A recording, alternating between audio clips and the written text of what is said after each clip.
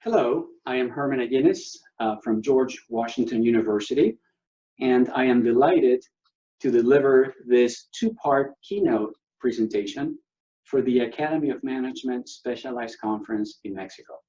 This is a two-part presentation because the first one is what you're watching right now, which has been pre-recorded, and the second part will be live streaming a real-time question and answer session in which participants will get a chance to ask questions, and it will be more interactive.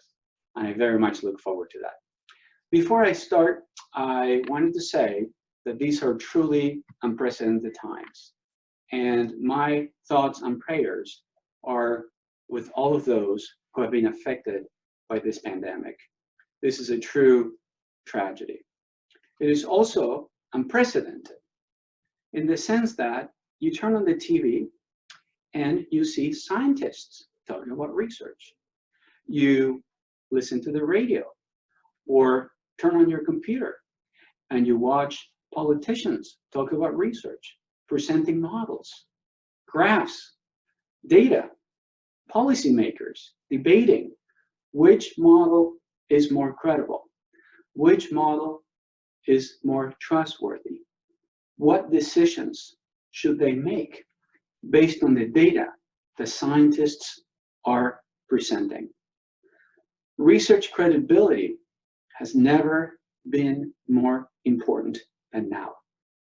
So I am going to talk about some critical challenges going on right now, not only in management, but also, as we know, in many other fields, because we're watching those debates unfold on TV almost on a daily basis. First of all, is the knowledge we create credible? Can we replicate our research results? If a team of researchers conducts a study and creates certain results and conclusions, can I do the same study or a similar study and reach similar conclusions? How is this replicability or lack thereof affecting scholars and educators in management and in other fields? And what can we do about this? So first of all, I am going to talk about the credibility crisis in science and management in particular. Something I call the perfect storm. On torturing the data until they confess, how talent management can help us understand what I believe is a research performance problem, and also offer some of our modest proposals based on our own research. First of all, the credibility crisis in science. Between 30 and 60% of published studies can now be replicated across a number of scientific fields, meaning psychology, economics, management. But this is not just a social science problem.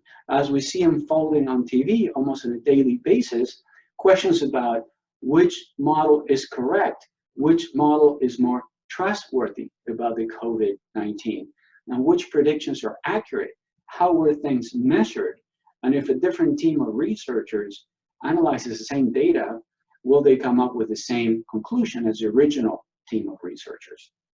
In fact, a survey based on authors of the journal Nature, which publishes natural science research, showed that the vast majority of researchers believe there is a credibility crisis because we're not able to replicate the research that is published. What is the situation in economics? Very similar. In economics, a very large number of studies can now be replicated based on the articles published in their top journals. Not only that, but when we try to replicate the same studies, we obtain results that are different. Different meaning overall weaker. They are smaller in size, and statistical significance is not as significant as in the original studies. The same situation we see in other fields. For example, in strategic management, a study we conducted just a couple of years ago. In this case, we did not replicate. What we did, we tried to reproduce. That is, we extracted the correlation matrices publishing these articles, and then reran the same analyses that those authors conducted in their original studies. What did we find? That we could not obtain the same results reported in these original articles by using their same data. So this is not replicability. This is what we call reproducibility. We're just simply trying to reproduce the same things they did with their data, not collecting additional data. And what's happening in qualitative research is similar situation in which we have found that qualitative research sometimes is not sufficiently transparent, so we're not able to know exactly what has been done in the published articles that have used qualitative research. And this is based on a study recently published just a few months ago in Strategic Management Journal. So what is happening right now? I call this the perfect storm. Have you seen the movie, The Perfect Storm? So the perfect storm means that if you have a bunch of dangerous situations that happen by themselves, the situation is typically bad. But if all of these factors happen at the same time, you have a catastrophe. And that's what that movie is all about. And in our field, in management, but also I believe in economics and psychology and some of the natural sciences, we are seeing a perfect storm. Number one, the pressure to publish in top journals. We have heard recruiting committees, tenure and promotion committees use the phrase, that doesn't count. If it's a publication not included on the list of A journals, it just doesn't count. So the pressure to publish in a smaller and smaller number of journals is incredibly high. If you don't publish in those journals, you don't get promoted, you don't get hired, so the pressure is on. Number two, increased methodological sophistication. Methods have improved tremendously in the last couple of decades. So there is a need for researchers to be able to publish in these top journals to know the latest methodological developments. At the same time, we have business schools who are allocating less and less money, less and less resources to doctoral training, and also faculty training and retooling. And the reason is quite easy to understand. Doctoral programs, for the most part, do not make as much money in the short term for a school compared to an MBA program or an undergraduate program. So many deans decide to not put money and resources into a doctoral program.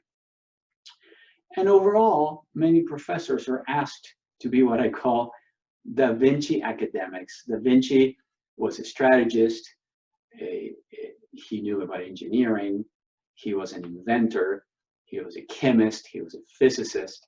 So he did it all. So in a way, I believe this perfect storm has one additional factor, which is faculty are required to be Da Vinci academics. We need to do it all. So here's another analogy that I'd like to draw your attention to. A French restaurant Entree.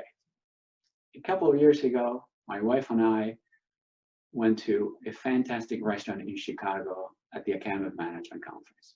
This French restaurant served a perfect entree. Everything was in place. The texture, the smell, the quality of the food, the placement on the plate, and of course, the taste. Everything was just perfect. Then my wife and I went home that evening, and the following day, we tried to make the same entree. And of course, we couldn't. Why? Because we did not know the 20, 30, maybe 100 trials and errors and steps that the chef engaged in before finally arriving at this perfect final product. In many ways, the journal articles published in management and many other fields look like the French entree. Everything is perfect. Hypotheses are supported. Measures are valid. Assumptions are met. Frankly, that's not how it typically works in my own research.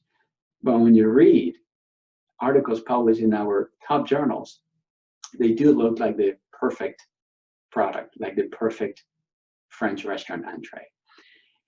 And I believe what's happening is that we are torturing the data until they confess. What do I mean by that? I mean that what's happening in the research kitchen is not known by the readers, by the consumers of that final product. How were variables selected in the model? For example, if researchers were extracting data from a database and started with 30 or 40 variables, and then eventually only reported the 6 or 7 that resulted in a really good fitting model. We just don't know what was the starting point of modeling. Use of control variables. We sometimes see that an article reports the final set of the control variables, but we do not know if other control variables were included and then later excluded from the final model. How were outliers managed or handled? Perhaps a team of researchers found an outlier that is a data point very far from everybody else. And if you take the outlier out, model fit improves. If you leave it in, model fit is worse. So what did researchers do? What decisions were made about the management of outliers and how that affected model fit? Was it an a priori decision, or was it a decision based on how my model or my final product looks in the end? How about reporting p-values? Of course, the pressure to report statistics that are statistically significant, lower than 0.05. If we get something that is 0.49, then we play around with the data, maybe add another variable, remove a control variable, how we handle missing data, so that we can just get that p-value just under 0.05. So we like to get that value at 0.049 instead of 0.051, so we can report a statistically significant value. Hypothesizing after results are known.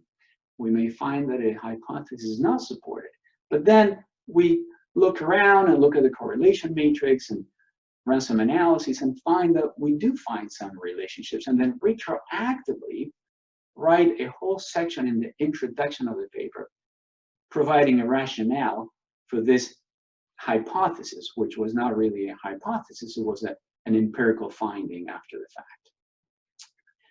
Many of these issues we describe in our Academic Management Annals article, in which we talk about criteria for transparency, which will be useful for authors, but also for journal editors and reviewers as well. So talent management actually gives us some good theories to explain what is going on. And we can describe the situation as a performance problem. And in this case, it's a research performance problem. In the literature on performance management and performance, there are two major factors that cause high or low performance. One, knowing how to do the job, knowledge, skills, and abilities. Two, the need or the desire to do the job well, motivation. And both are needed. We need both. Knowledge on how to do the job and the desire to want to do the job well. So what's happening right now in our field and many other fields that might explain our inability to replicate and reproduce is that, number one, as I mentioned, because of the lack of resources and the advancements in methods, many researchers and perhaps reviewers do not have the opportunity to acquire the knowledge and skills and abilities to conduct high-level research that will be replicable.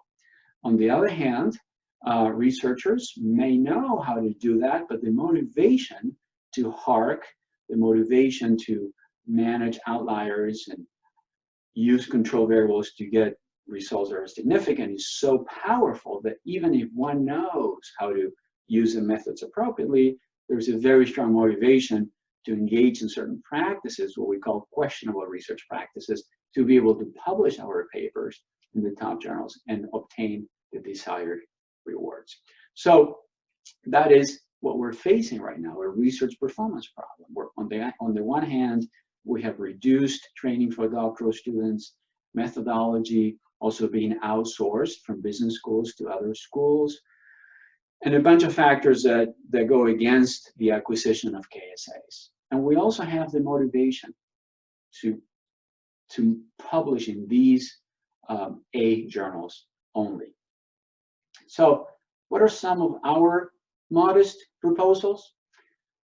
The proposals are described in many of these papers available on my website, and they deal with these two factors. On the one hand, training, so learning how to do research well, how to use the latest methodological tools, and on the other hand, how to motivate researchers, journal editors, and reviewers to produce research that is more credible, more trustworthy, and that we can replicate.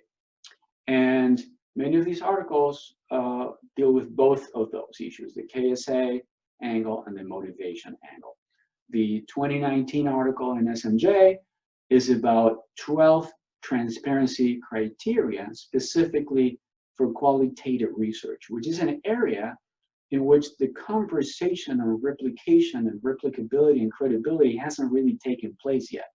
So in this paper, we bring the issue of credibility and transparency to the qualitative research methods domain.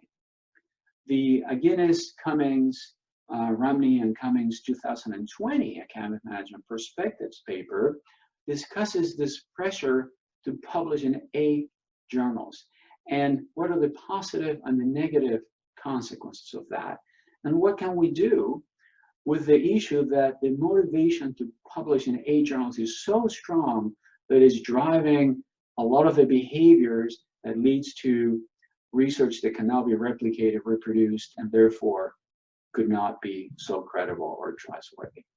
And similarly, in our paper in OBHDP, which was published just a few weeks ago, we try to show journal editors that engaging in some of these practices that enhance the credibility of research are not very costly, are not very time-consuming.